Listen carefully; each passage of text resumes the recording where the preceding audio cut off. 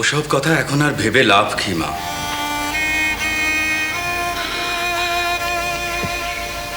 ভাবি না বাবা, শুধু মনে করে রাখি সেই তো শুরু। কথায় আছে না,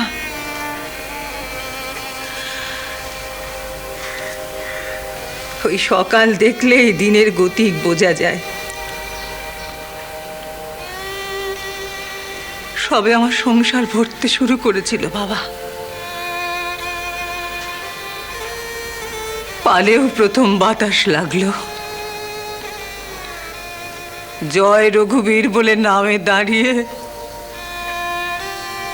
তিনিও পারে লগি ঠেললেন। জানি মা।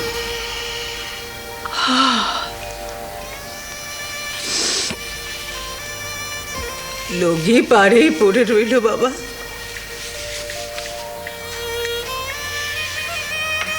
তারপর কখন এক ফাঁকে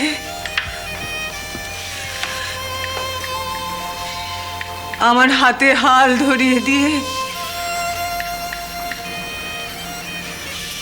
তিনি চলে গেলেন। বাবা,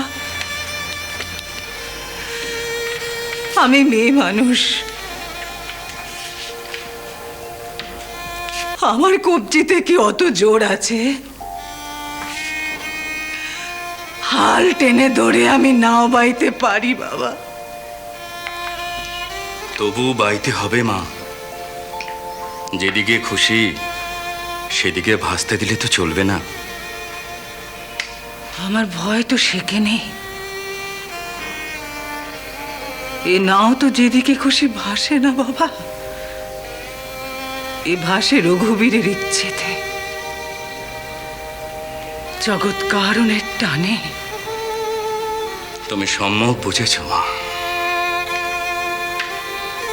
আমি মেয়ে মানুষ, আমি বুঝি আমার সাধ্য কি। তবে ওই যেটুকু আঁচ করেছি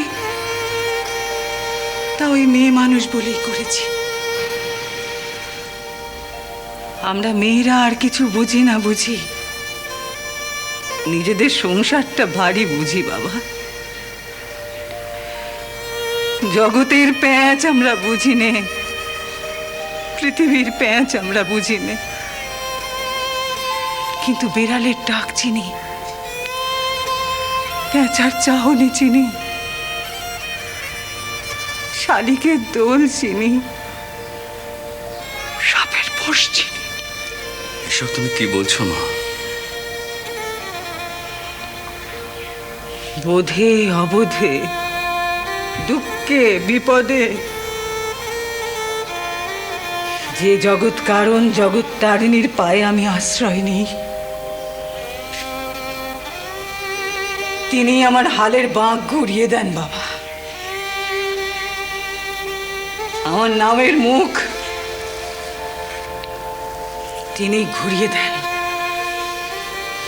আমি যেদিকে চাই আমার নাও সেদিকে ভাসে না, বারবার খালি ঘুরে ঘুরে যায়। এমনটা যে হবে তা আমি আগেই জানতাম। তোমরা ওকে কলকাতায় নিয়ে গিয়ে মন্ত্র শক্তিতে দীক্ষা দিলে। তোমাদের বোঝা উচিত ছিল।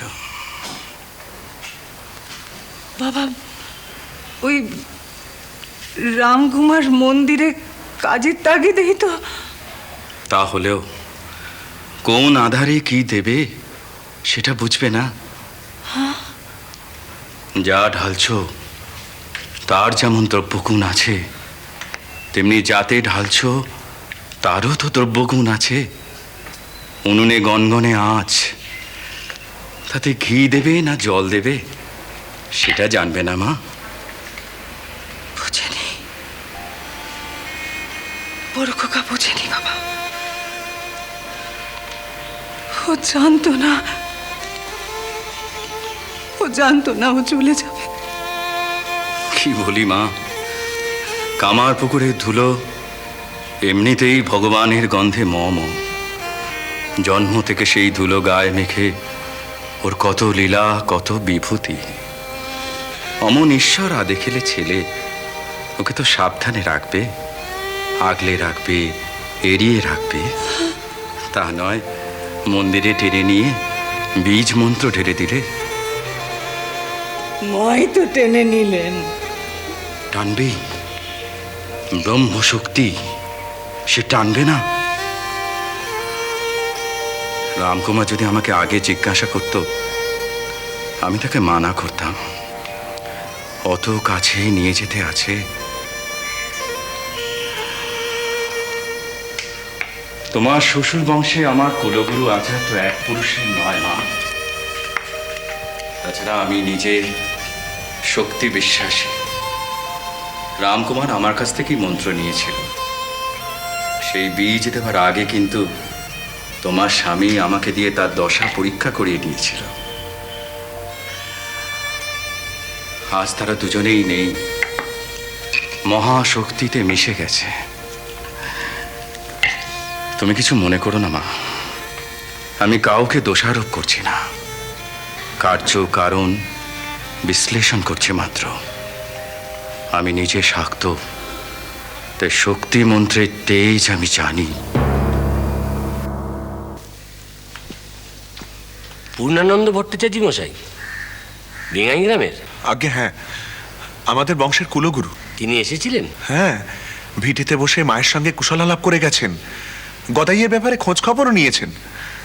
তিনি তো বললেন যে গদাইকে মায়ের মন্দিরে নিয়ে যাওয়া উচিত হয়নি, আর ভরদাদার উচিত হয়নি ওকে সেখানে জুতে দেওয়া, শক্তিমন্ত্রে দীক্ষিত করা। অবিবেচকের মতো কাজকর্ম হয়েছে সব।